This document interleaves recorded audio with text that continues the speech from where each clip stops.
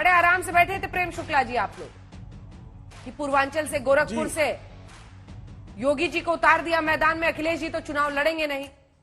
लेकिन अब मुकाबला कड़ा होगा क्योंकि पूर्वांचल से ही अगर आजमगढ़ की किसी सीट से चुनावी मैदान में उतरते हैं अखिलेश यादव, तो जैसा कि उन्होंने आज संकेत दिया है। प्रेम शुक्ला जी, देखिए, भी लोकसभा चुनाव में उसी पूर्वांचल में आजमगढ़ से श्रीमान अखिलेश सिंह यादव चुनाव लड़े थे। समाजवादी पार्टी और बहुजन समाज पार्टी का गठबंधन था। जातीय गणित के अनुसार जो है इससे बड़ा गठबंधन कोई नहीं हो सकता था। तमाम सिपोलॉजिस्ट कह रहे थे कि भारतीय जनता पार्टी उत्तर प्रदेश में सपा बसपा के सामने टिक नहीं पाएगी। समाजवादी पार्टी और बहुजन समाज पार्टी के गठबंधन के बावजूद भारतीय जनता पार्टी के नेतृत्व में लोकसभा के चुनाव में भारतीय जनता एनडीए को जो है 64 सीटों पर सफलता हासिल हुई। आजमगढ़ की एक सीट जीतकर अखिलेश सिंह यादव को पूर्वांचल में संतोष करना पड़ गया और उनकी तुलना में बसपा को 10 सीटें मिल गई। यह स्पष्ट संकेत देता है कि पूर्वांचल में चुनाव लड़ने के बावजूद अखिलेश सिंह यादव लहर नहीं क्रिएट कर पाए, जबकि उसी पूर्वांचल से आदरणीय नरेंद्र मोदी जी काशी से चुनाव लड़े। 2014 का चुनाव हो या 2019 का चुनाव हो, दोनों चुनाव में भारतीय जनता पार्टी के पक्ष में जबरदस्त लहर हुआ और 2017 के चुनाव का गणित तो आप स्वयं बता रही हैं कि 156 में से 106 विधानसभा सीटें जीतने में भारतीय जनता पार्टी को सफलता हासिल हुई थी। लोकसभा और विधानसभा में आपको फर्क नहीं दिखता है? छोटा सा जवाब। मैं तो विधानसभा भी बता रहा हूं आपको, 156 में 106 और लोकसभा भी आपने आपके सामने आंकड़े हैं ही।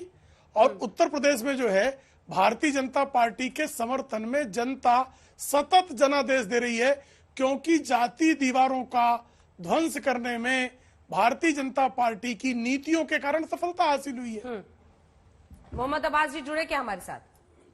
चलिए एमएच खान साहब आपके पास आते हैं। पूर्वांचल की लड़ाई अच्छा से आप खूब अच्छा बीएसपी का पोस्टर, मायावती जी की फोटो लगाते हैं, बस यहीं पर दर्शन हो पाते हैं सर उनके आजकल? सन्नाटा नहीं, ऐसा नहीं है। हर मौके पर हर जगह बहन जी मौजूद रहती है। सवाल पूछिए, आप बताइए। सवाल यही है, पूर्वांचल की लड़ाई में आप लोग कहाँ हैं? पूर्वांचल की लड़ाई में हम लोग सबसे आगे।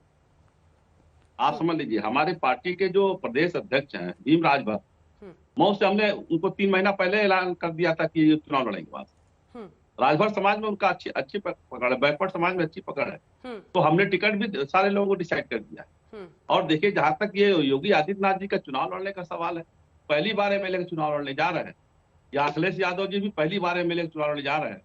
बहन कुमारी मायावती जी एमएलए का चुनाव भी लड़ चुकी है, एमएलसी का भी चुनाव लड़ चुकी है, राज्यसभा का चुनाव भी लड़ चुकी है, और ये पार्लियामेंट का भी चुनाव लड़ चुकी है। सब में जीती है, किसी में हारी नहीं है।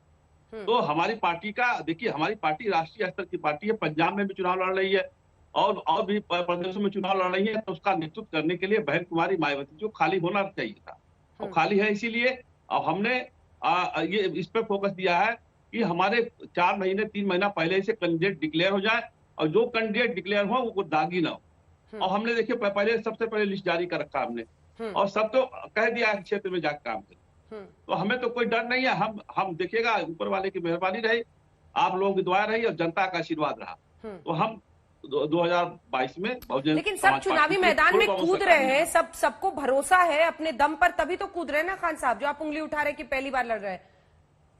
अब योगी जी से पहले तो सांसद थे, संसद में बैठते थे, पहली बार वो चुनाव का सामना कर रहे हैं बतौर मुख्यमंत्री, वो चुनाव लड़ रहे हैं। अखिलेश यादव कह रहे हैं कि मैं भी चुनावी मैदान में उस बार लड़ रहा हूँ चुनाव।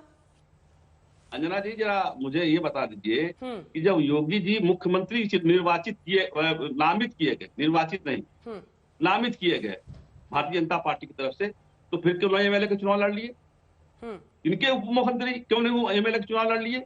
क्यों एमएलसी बन के पीछे बैकडोर से क्यों आए? ये भी तो सवाल उठता है। आप जब उस वक्त हिम्मत नहीं कर पाए, आपको उस वक्त पार्लियामेंट का चुनाव गोरखपुर से हराया गया, आप कह रहे थे अजय है, नहीं हार सकते, उसमें बहुजन समाज पार्टी का भी श्रेय है, और हराया गया और हारे पार्लियामेंट का चुनाव।